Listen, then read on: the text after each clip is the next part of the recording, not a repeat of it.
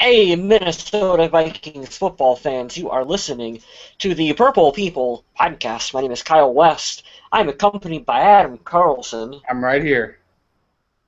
and it's a special week. This week we got Kyle Smith with us. What's up, everybody? He's not going to put Yeah, fancy little tags on the bottom like us. yeah, Maybe one of these days we'll we're get that all set up for him. mhm. One day. But for now, We're super excited.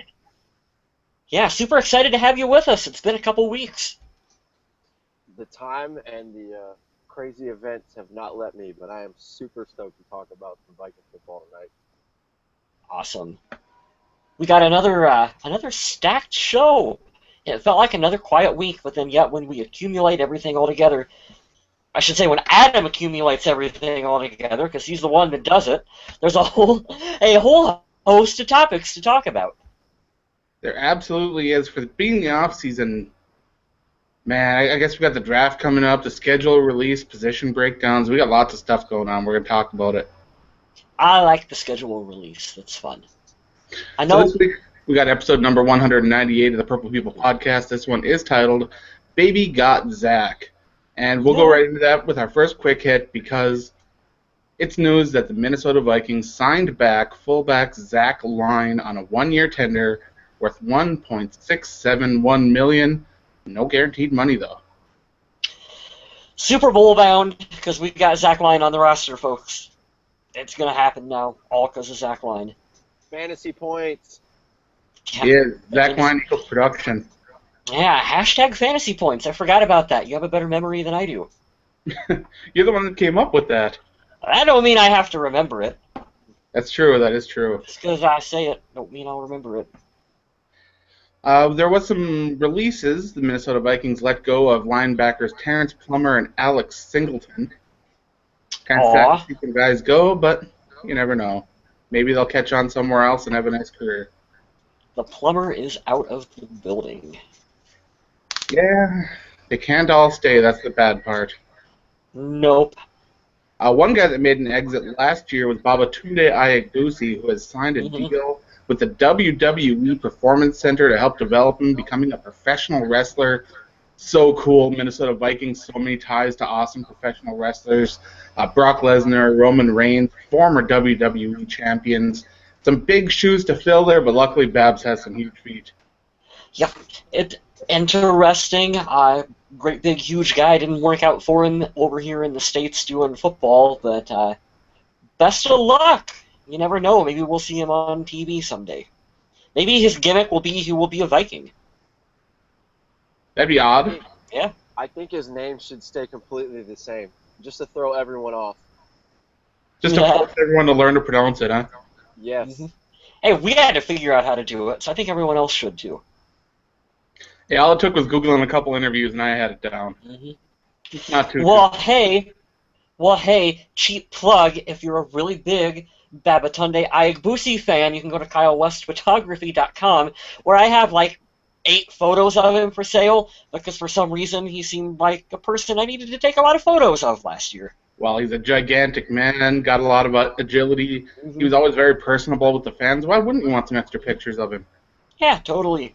It was easy to spot in a crowd, too. I bet. Little head and shoulders above everyone else out there on the field. The season got one step closer to starting with off-season workouts for the Minnesota Vikings beginning today. Every other team in the NFL that had a returning head coach was allowed to start today.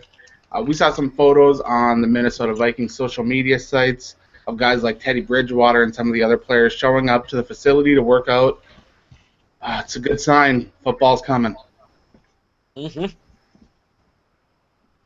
getting closer.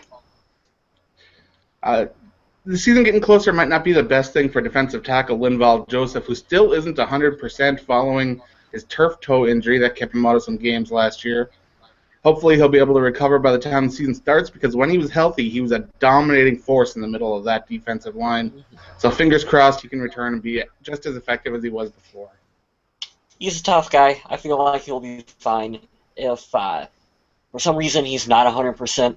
Linval is not really one of those guys that needs a lot of, I think, preseason work. He can kind of he can kind of take some time off, and he can kind of get healthy, and they can ease him in, and Zimmer will know how to take care of him, and he'll be fine. Oh yeah. Hmm. Up next, we've got a leak on the Minnesota Vikings color rush jerseys, according to NFL.com's NFL leaks. Well, not NFL.com. It's not an official It site. was It's NFL leaks. They it's a Twitter account, right? what's that? It was a Twitter account that leaked it, right? Yeah, NFL leaks. They have a Yeah. good Yep. history of being accurate as far as the information they put out. They put up a big chart, and there were a couple of really ugly jerseys on there, so that's how I know it might actually be real. Hmm. But the Minnesota Vikings look like they're going to go with the full gold jersey with purple lettering and numbers. At first, I wanted to hate it, but the more I looked and thought about it, I think it's going to be all right. We all wanted to hate it, but then it turns out I actually kind of like the yellow. We were talking last week, we were speculating as to what we would actually like, and I think we both said that, yeah, like we'd be fine with them wearing gold, and it turns out that's basically what they're doing. I haven't Absolutely. liked I haven't liked any of the other Color Rush jerseys that they've done, but we'll give it a shot. We'll see. I like it. Like for one game only, I think this is perfect. Try something different and see what works. It might be something cool for the future. Hmm. Absolutely. See, what else do we got here? We have NFL.com's Maurice Jones-Drew was calling out players that he thought could be prime candidates for breakout defensive roles in 2013, 16. 13. Yeah. What? Just going back in the past a little bit, it is Maurice Jones-Drew. No, I'm kidding. I'm kidding. Maurice Jones-Drew is one heck of a player. I don't mean to rip on him. But Hmm. he said that Eric Kendricks is likely to be a prime candidate to be a breakout defensive player in 2016. He said he wants to see him be more instinctive and be more relaxed in coverages and just play more naturally, and I think we're going to see that from the young man. It's a solid prediction. I think Vikings fans would all be happy to see Eric Kendricks continue to break out and have a good season for Minnesota. And honestly, he is poised a little bit too. It's a good defense. He's got good talent around him, good leadership, good coaching. He's athletic as hell, and we know his potential's through the roof. So yeah, I could definitely see him having a solid season for Minnesota. Absolutely. I believe that is all we have here for the quick hits, but we also have some news from the Minnesota Football Honors, where Minnesota Vikings are brought in to have a nice banquet, give away awards from the team themselves. 5 Hmm. awards were given away. Offensive Player of the Year went to Adrian Peterson, of course, the NFL's leading rusher. Defensive Player of the Year was Linval Joseph, which, if you were to flip a coin, it was either going to be him or Harrison Smith. I'd have So given it to Harrison, but going to be you one of the know, two. you know, And there shouldn't have been a doubt that Adam Thielen was the special teams player of the year. He's unbelievable. hooked on a More than a feeling. feeling. Yeah. We still got to sing it every time. Otherwise, we're going to say it the other way. I'd like to give a big shout out in our chat here. We've got Bill Seppin in here joining us, along with Dorian Foley. Always nice to have you Hey. joining us in the chat for our live shows, even if they are Packer fans. Well, not Dorian Foley. He bleeds purple, but Hmm. great to see some Packers fans come and support some of the friends and stuff here. I like it. And Tommy Gunn just arrived too. He's a regular, so come on, join us. We always have fun talking with you guys. We answer the questions, comments, all that kind of stuff. Let's have some more fun. Hmm. The other 2 awards that were given away, since I got a little distracted by chat, I like saying hi to people.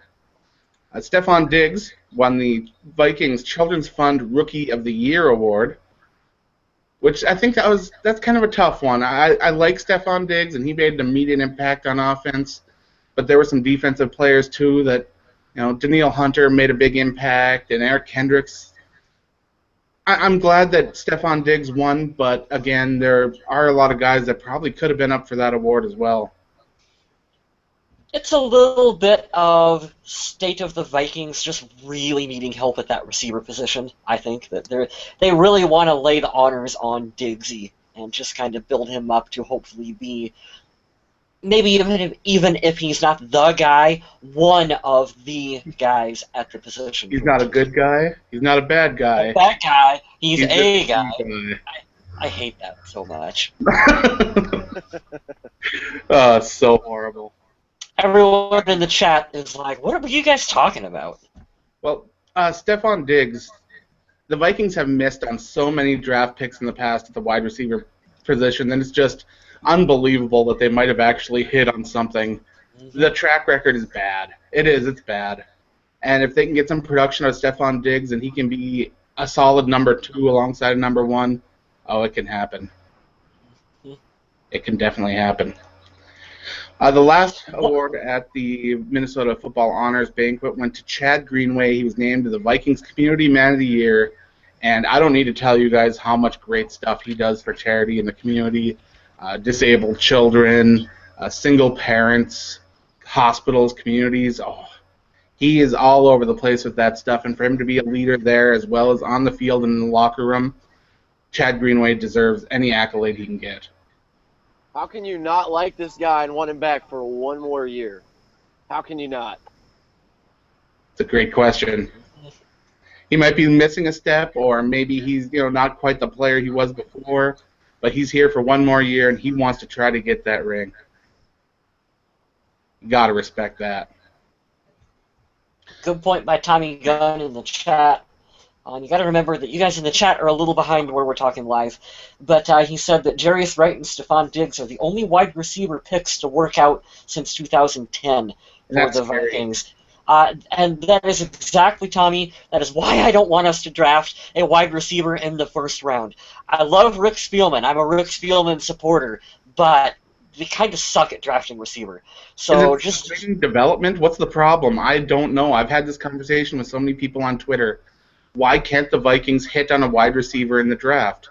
If they do, it's either someone that had a major issue and they fell in the draft right in their laps, like Randy Moss, which was rare, or they ended up drafting a guy later, like 4th round or 5th round, and just had a talented guy that slipped through the cracks. Those early round picks just can't hit. No, so I'm all for going. Just take another defensive guy in the first and wait until the 4th round and snag a receiver. It seems to work out best for him. You never know. You definitely never know. Let's see here. We've got the main topic, the secondary. I think we're going to wait on that a little bit because I don't want to talk about that yet. Be right honest there. Party pooper. We'll definitely talk about that in a little bit. I'm trying to get the social media question of the week to load up, but that's not working either, so it's fun. Well, let me see what I can pull up here. I know next week we're going to be talking about which position you feel the Minnesota Vikings need to address most importantly in the NFL draft. Mr. Smith got to me on this one and asked me personally, but we'll have you guys answer it, and we'll answer it ourselves next week. Have a little bit of fun with that. Let's shake up the draft. Let's take a kicker in the first round, followed by a punter. The taco strategy. The taco strategy? Yeah, The League. Have you ever watched that show? No, I never have. I've heard good things about it, but no, I've never watched it. It's some pretty funny stuff. You take those kickers early, and it pays off. Definitely does. What do we look like, the Oakland Raiders?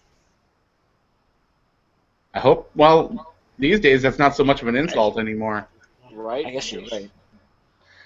Well, since I can't get that social media question to load up properly. Well, I got it right here on my end. If you guys want me to go through have at it. Some of them, I sure can. I usually have to do these, so it'd be nice to have someone else handling them. Hey, oh, sure, I'll see what I can do. Let me move it over here to my front screen so I'm looking at you guys. Social media question, what are some of your favorite memories of Jared Allen, considering that he just signed the contract to retire as a Viking? Seemed like a poignant time to go ahead and ask him. I'm going to read my favorite first, and guess what? My favorite doesn't even have text on it. It is just the animated GIF of Jared Allen playing quarterback in practice with the big old mullet, throwing the football, looking like Tim Tebow. That is easily my favorite thing in the history of things. So thank you, Eric, for posting that. The big double-handed pass, just raw. That is fantastic. I love the receiver. They're looking like he's going to try to catch it. It's like, no, that is not happening. We also got the sack on Eli Manning where Jared pulled him down from kind of behind / the side. The one-handed grab. The one-handed grab. Yeah, that was amazing. I don't think I've ever seen a play like that before. He was able to pull someone down with one hand. That's some unbelievable arm and hand strength right there. Tell me if I'm wrong or not. That was the Giants game when Josh Freeman played, wasn't it? I believe that could be. I think it was. That was the only highlight of that game worth watching. You said there weren't very many bright points in that game, and I tried to forget most of that. Jared Allen says, "You know what? Screw this. I'm going to go through the lineman." That was an awesome play. No, it was. Here's two of my favorite answers from two of my favorite commenters that we get on the podcast page. The first one's from Thomas Buge, who said when he punched Ray Edwards in the nuts because he chop blocked him. That was. And then, yes, and then Corbin Johnson when he got into that fight with Donald Penn. You guys remember that one? Too. Yeah, and then of course that was the Corbin Johnson also commented his 22 sack of the season on Jay Cutler, which put him a half a sack away from tying the record. It's still painful that he was so close to breaking it, but not quite. And it still even hurts even more that Favre was the one that laid down for Strahan. Oh, I know, right? I remember that game too. That's my personal favorite. Is they had to triple team Jared Allen to keep him. They were not going to let him have that record. But I think that was 2011. That was a horrible year for us, and he was pretty much the only reason worth watching, minus AP that year. So that was my personal favorite. A lot of talk going on right now in the chat over there about Vikings fans wanting some running back action in the draft. I really like Jerick McKinnon. I know that Peterson is coming towards the end of his career, whether or not that means 2 years or 5 years, because he's AP, you never know with him.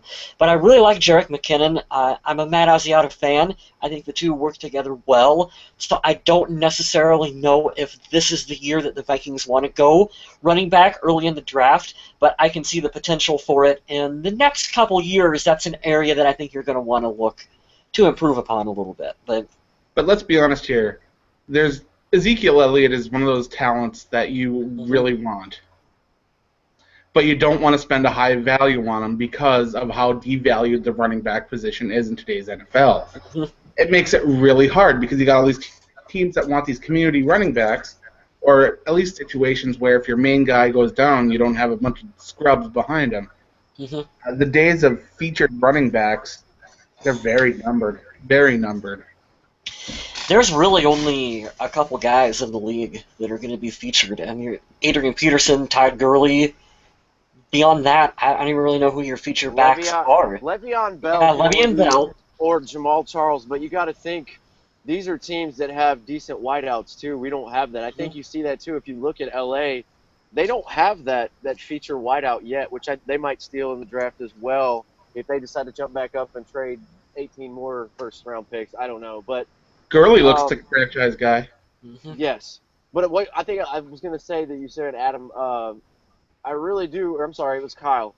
I think we should come back in 1 year. I think that's when we should look at it running back. Matt Asiata, if I'm not mistaken, is on a 1 year deal. He came back on 1 year. I think this will be his last year with us. I think he's a great bruiser. I think he's a great third down guy. But when we have three different styles of running back right now, we pretty much have our pick. So I think after next year would be the time to maybe go in the second or third round if you absolutely want to. But will there be the same kind of talent and value available? That's the question. That is the $1 million question.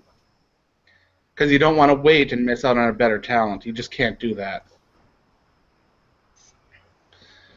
All right, so let's talk secondary now. Cornerbacks. We got some pretty interesting cornerbacks on the team, of course.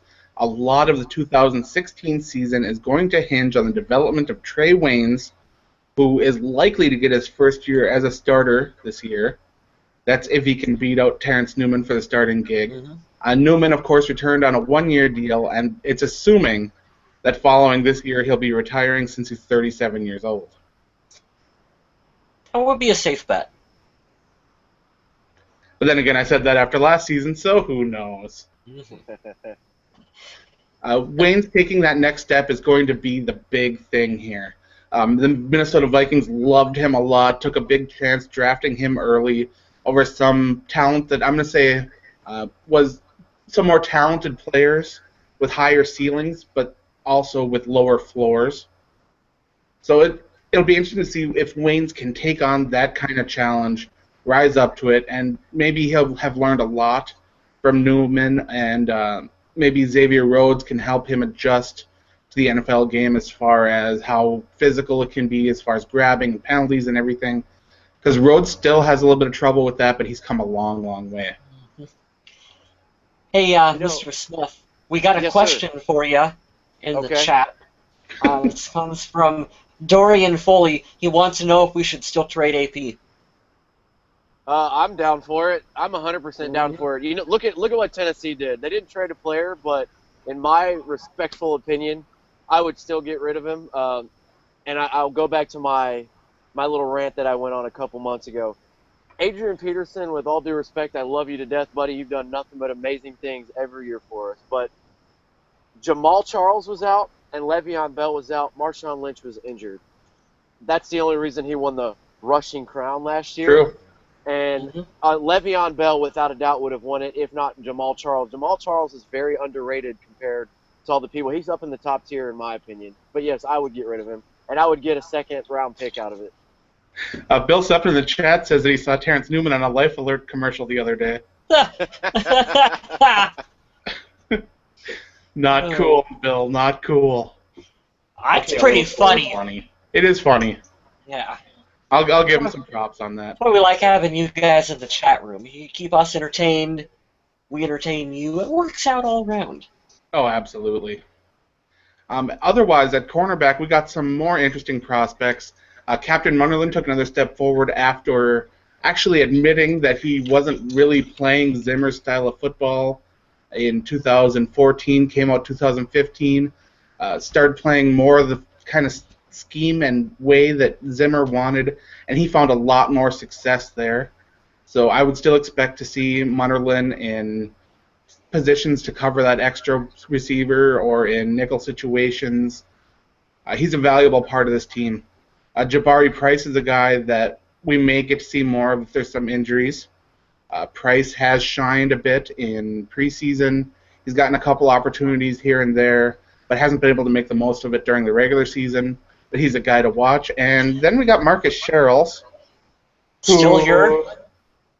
I don't know. He's listed as a cornerback. He is. Special teams player. Every year we peg him in as a guy to not make the roster, and he always somehow makes it. But I'm really feeling it this year, guys. I don't know if he's going to make the roster again. We say it every year, and every year he does. There's just something about him. We just need to find a guy who can there in the return chat punts. too. Now, lots of guys joining us. What was that, Mr. Smith? I said all we've got to do is find that guy who can return punts just a little bit better, and Marcus Sherrills is probably gone. Mm-hmm. Until he can prove that he's made some strides as a defender, he is that special teams guy. And yeah, he plays a lot of roles on special teams. I get that. But he also has to be able to play a role in regular units. And with Cordero Patterson, the way he is returning kicks and not really playing offense, he's in the same boat. We always dog on him for being that one-dimensional player that can't contribute in other ways. And so we have to play it both ways, right? We can't just have it saying, oh, well, we like Marcus Sherrills because we didn't use a high draft pick on him. No, it's both these guys need to step up and contribute in other ways and not just be specialists, because you can't have a team full of specialists. You can't. It's really going to hurt your depth. Good comment by Tommy Gunn. We got cockroaches, Twinkies, and Marcus Sherrills. It's true. There you go. It's absolutely true. Also Bill talking Sutton about... warned us about Jamal Charles on fantasy football teams. Mhm. He should know. He's in my leagues. He always drafts him, and it's never pretty. Never pretty at all. We got the Minnesota Vikings schedule for 2016 to run down. We could go over every game, but we won't do that. We'll instead just talk about the key games. The kickoff of the season is for the Minnesota Vikings is on September 11th at Tennessee. It's going to be a fun game. Tennessee, another team that's trying to make a big rise. Uh, they are going to be very interesting after that big trade with the Rams. Hmm. Don't sleep on this game. Don't Lot of sleep young on talent. this game. Marcus Mariota, in my opinion, is the real deal. I don't think he's going to jump out with MVP numbers this year, but don't sleep on this team, especially after this trade. That's all I'm going to say. No, you definitely can't. Really The- quick, Oh, go really ahead. quick here. Are you guys surprised that the NFL waited until week 2 to unveil the Vikings stadium? Like, I thought for sure that week 1 would have been a home game for the team. That the first week of the season, we got the fancy new stadium. They would want to You showcase know why I it think right they away. did that, Kyle? I think they Well, did that because because we have so many primetime games. I think that's Mhm. why. Yeah, and honestly, just to segue into the second game, I love the fact that we get Green Bay to open up the new stadium. That's awesome. Whatever the outcome is, that's awesome. That will be exciting. Absolutely. We're going to get a look at the new Viking Stadium during the preseason, too, because they do have a game that is played at US Bank Stadium that is televised. And I understand that the NFL is going to want those bigger market games for week 1. They're going to want to draw in the big crowds. They're going to want the Patriots. They're going to want the Cowboys. They're going to want all these big teams for prime time just to draw in the ratings, remind people this is the NFL. I believe it's a Super Bowl matchup to open on Thursday, Mhm. if I'm not mistaken. And that is going to draw massive ratings, even though Peyton Manning isn't there. I would have liked to have seen Vikings Packers open the season, if I possible. can't wait for the Vikings-Packers games this year. Mhm. The two teams, I think, are coming up, and they're pretty level now. Mhm. And I'm really interested to see how, at full health, these two teams clash, to see if last year was a bit of an anomaly because of all the problems the Packers were having, or Mhm. how much the problems the Vikings were having as far as their injuries were having an impact. It's going to be a lot of fun to see how the NFC North pans out. And You don't know, sleep that's on the not. Bears. The Bears made a lot of great moves.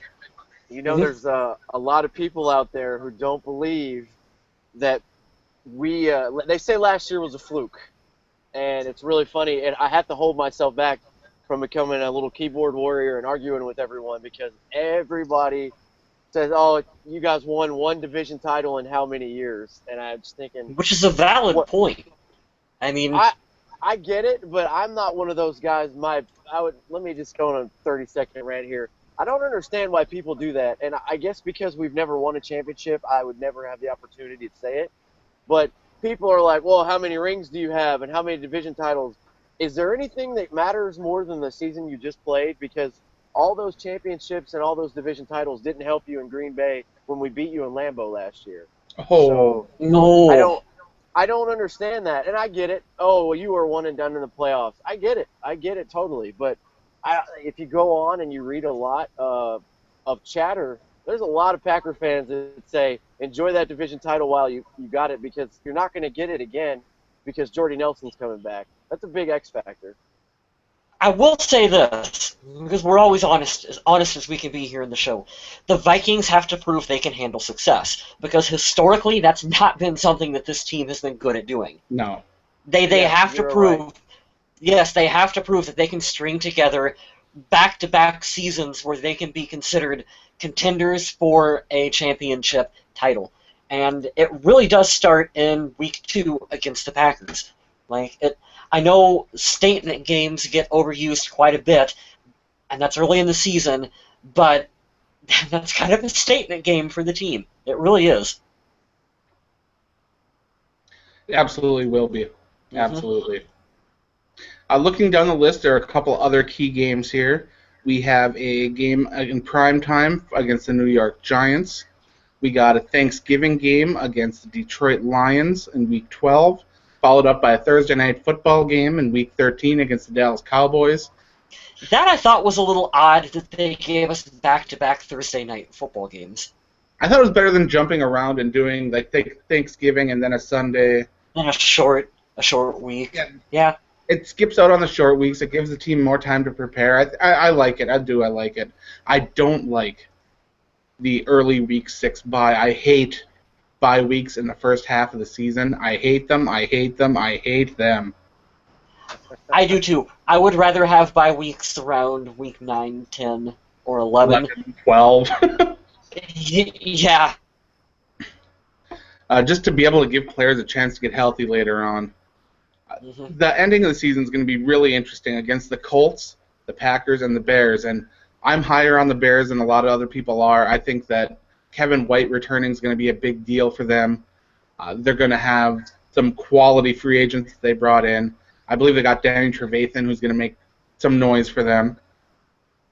The Bears, you can't sleep on. That's going to be a challenging final 3 games, and don't count out Jacksonville. Jacksonville's a young team on the rise. They get some more pass rushers. They can be a scary team. You know what's There's funny? nothing really here that is crazy. Speaking of Jacksonville, I got two small things here I want to bring up. So I watched NFL.com. They predicted the Packers' schedule the other day, and they said they're going to go into the season and lose to Jacksonville, which I thought was absurd. But, Jacksonville is not that far away from contending, per se. And on the flip side of that, I'll see what you guys have to say, all of you, and to include people in the chat. What do you think about that? Secondly, according to CBS, I saved the picture on my phone. We should actually put it up on the page. They predicted every team's schedule this year, and they said that Green Bay is going to have the best record in the NFL at 13-3, and they said the Vikings and the Patriots would be the only other team with a 12-4 record. So I just want to throw that out there. Bold prediction on our team from CBS. There are some squads out there giving the Vikings some love. There are. This is interesting that I didn't realize until Bill brought it up in the chat room, is that the Vikings actually play the Packers again on Christmas Eve. That's on true. December 24th. So we have Thanksgiving that we can watch the Vikings, and then Christmas Eve we can watch the Vikings. You know what that means? I don't have to see the family on the holidays, and I approve of that. I already told my parents, I said, this year I might not make it over for Turkey Day. It's football day. And I will put in a turkey roast. One of those little turkey roasts in the pan. That's what I'm having. Oh, the turkey loaf? I love those things. Yeah. A lot of people hate it, but I like them. I think they're pretty good. Turkey roast. What I noticed about this schedule compared to last year is that last year, remember, we had those really brutal stretches that we were looking at, and we were going, we got some tough teams stacked up. Every team is tough, but I don't see ones that stand out as being just, wow, that's a really brutal stretch that we got to get through. Yes, there are hard back-to-back games, Sure. but there's not a bunch of them lined up like what we seen last season. So I think that's way too positive. early to be counting wins like that, though. I don't like doing that. I'm not counting wins. I'm just talking about how it really seemed like we were stacked against us last year. For example, I don't want to come out and say that the Titans game, that should be a easier game than the Packers game. Why? Because if Brock Osweiler comes out and lights it up, the one part of their team they really needed was a passing offense. If they can come out and establish that, they already have one of the best defenses around. It's all about finding the things that work for each team, and until it's like 1 week before the game, there's no way of knowing if these guys are going to be tough or not. Look at the Colts without Andrew Luck. They were not good. Mm-hmm. That's putting it mildly. One guy going down. Oh, I just wanted to say, too, it jumped out of my brain.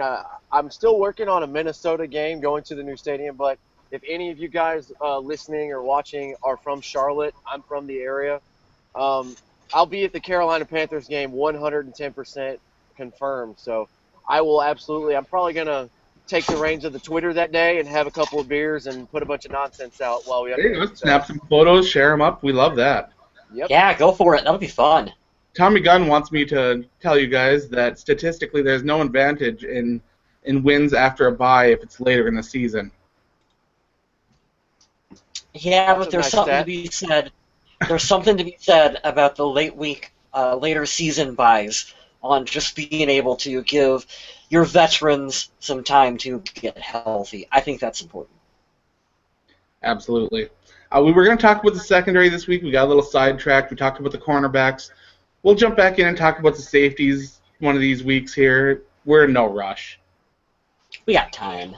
We got to let Adam take over the safety conversation. We'll do it next week. We'll talk about safety next week. Otherwise, I believe that is all I have for this week. If you guys have anything you want to rant or chat about, or if you guys in the chat have anything that you want to discuss, this is your opportunity. Mr. Smith, we need a bold statement. It's been a minute. I'm sorry. You guys know, if you didn't, I'm deployed right now. I say deployed. I think it's a vacation over here. It's pretty easy, but it's time to talk about the drafts. I'm not going to make a prediction. I'm not going to go one way or another. That's too cliche. The Homer Vikings fan in me says we should take a wide receiver, but in years past, you look at people like Percy Harvin, impact player, but they have all these issues. Let's call a spade a spade. Cordero Patterson, one dynamic, weird rookie year, hasn't produced since unless it's been on kick return. So I'm hesitant on picking a wide receiver, but being the realistic, logical guy, whatever is there for the best value at 23, assuming we don't trade up, take it. Doesn't matter if it's a linebacker, if it's a defensive tackle, doesn't matter if it's a safety. Take whatever it is that's there for the value at 23. I cannot stress that enough, especially after you guys brought that up today. We haven't really hit on a first or second round wide receiver in a long time, and I don't know, maybe this is the year to break the mold. I really like Laquan Treadwell. I really like Josh Doxson. But outside of that, I don't know about them being absolute first-round talent. If you pick at 23, you're picking a true number one, in my opinion. So it's a risk. I really hope.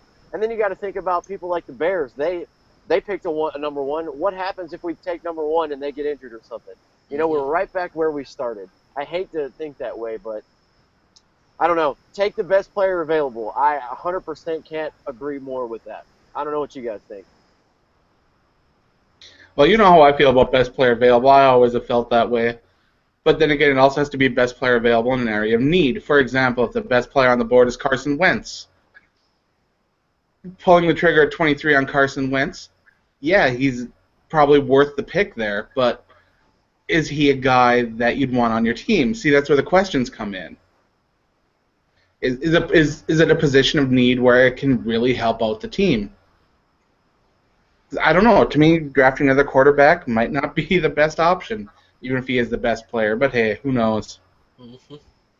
That would be really weird and I think awesome if he fell to 23, which he won't. But that'd be a lot of picks being accumulated, probably by Cleveland because they need one really, really bad. Absolutely. Let's close with a question we got in the chat here from Tommy Gunn, who's got some hard-hitting questions for us. He wants to know bagels or English muffins. Ooh, bagels all the way. See, to me it matters. If I'm making a breakfast sandwich, I want an English muffin. But if I'm just enjoying something on its own, it's got to be a bagel. See, I got to be a little different here. I got to change it up. I'm going to do what everyone else does on our social media questions. But we ask you A and B, and then you guys all answer something else completely unrelated. So I'm just going to go with the breakfast burrito. I mean, you can never go wrong with a breakfast burrito. That's what I want. That's what I want to eat. So no bagels, no English muffins, just a breakfast burrito? Breakfast burrito. I kind of want one right now, come to think of it. Like homemade or gas station or Taco Bell, or what are we talking here? I might go to the gas station and grab one. There you go. I'm going right now to get breakfast. I'm starving, so I cannot wait.